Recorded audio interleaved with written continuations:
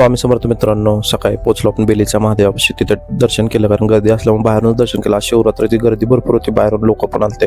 त्या ठिकाणी मित्राबरोबर आपण एक फोटो वगैरे घेतला आणि आपल्या सेवेला सुरुवात केली.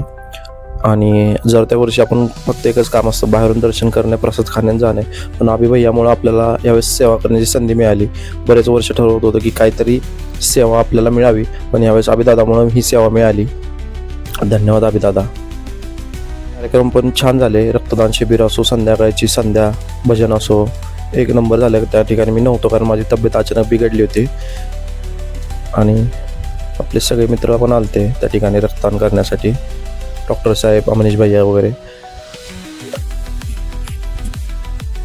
विनय वगैरे गाठ पडला.